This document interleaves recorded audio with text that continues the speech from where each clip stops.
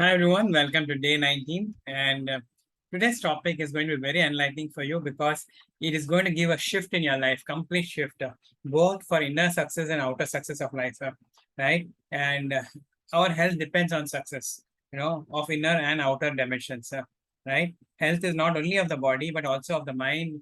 The sense of fulfillment that we have in life is also can be defined as health, right? And health with discipline is the topic I'm going to talk about today.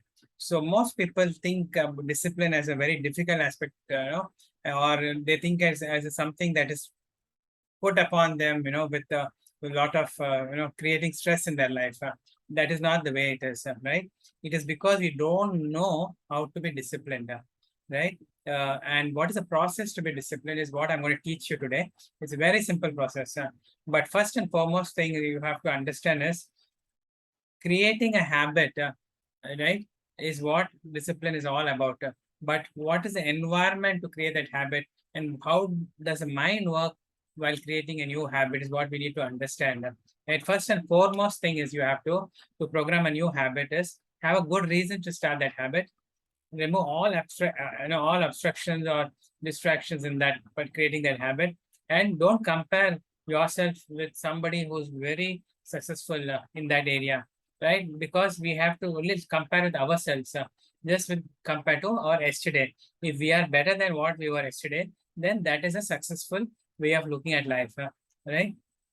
And the third and the most important impact of life will be if you know how to analyze a habit, in a way that it can be part of your life with very, very little effort, right? So how do we do that? This is very important. First, and any new habit for disciplining our life is first you should know a cue, you should have a cue for that, and you should know when to do it, and you should feel rewarded for doing that, right? So let's start with the cue. Let's say we take a habit of walking. Walking is very natural thing. Most people can do anytime, right? It is not dependent on any external factors, right? So how do we start a habit of walking? Simple. Have a cue when you want to do it, right? Exactly after what, right? A cue could be after brushing your teeth. You are out of your house, right? That is correct. But what will happen after that is also equally important, right? Let's say you walk for 30 minutes, then you can take another habit that can enrich your life. For example, gardening, right? With exposure to the sun, right? You can have another habit with the habit of walking as a cue to do your gardening, right? And then gardening can be a cue for some other habit. And this is known as habit stacking, right? If you do this, our life will become very disciplined. And also we should know when to do what, right? It's easier to do gardening when, after your walk because you're a little warmed up and, you are, and now you want a break. So gardening would be the right thing, right? And reading a book could be done after you finish your lunch or breakfast or dinner, right? This is one way of looking at things. And you don't want to get started right into your work. You would rather relax a bit for another 5-10 minutes and then start your work, right? So this is what, cueing a habit with some trigger in front of it, right?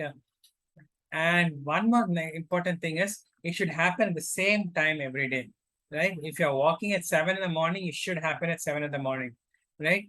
And that is how you have to plan your whole day that way, right? And obviously, you're rewarding yourself after you complete the task. Give a small break of 5-10 minutes. You don't want to jump into the immediately next task, right?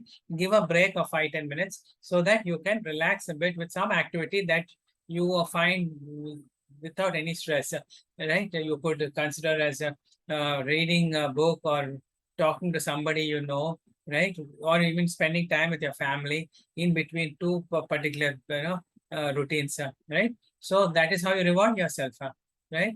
And and also you should remember certain habits are not necessarily career oriented, right? Some habits could be generic, like talking to your family or spending time with your family is also can be done in a disciplined way, right?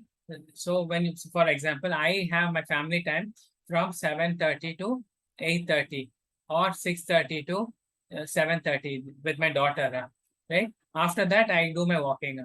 So I get up in the morning at 4:30. I have certain routines. I finish those routines. Then she has to go to school. So I spend time with her for 1 hour till she gets out into the school bus. And then after that, I do my walking for half an hour or 40 minutes, right? Then I do my gardening to get the exposure from the sun. Then I plan my day after that. So by 8 o'clock or 8:30, I have my whole morning routine completed, and I know exactly what I want to do for the rest of the day also, right? So this is how you have to discipline your life, right? And this is easy. There's an easy way of doing this is by having a cue, a routine, and then feeling a sense of reward after that, right? So this is what I want to share with you. It will definitely bring a shift in your life, right? And for health also, you have to think in similar terms.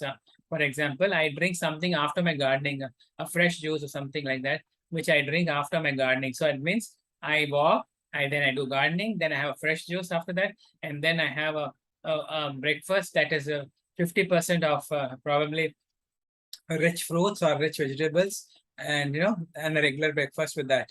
So this is how you have to maintain your routine for the whole day, right? And you know better what your routine is, how your life is scheduled. You should be able to bring in all the habits of success within your life, right? For health and for any other dimension of life.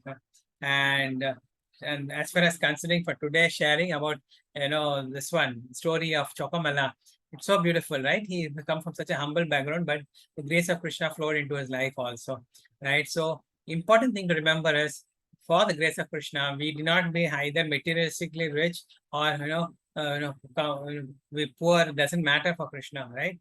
Uh, all it matters is the devotion that we have towards him.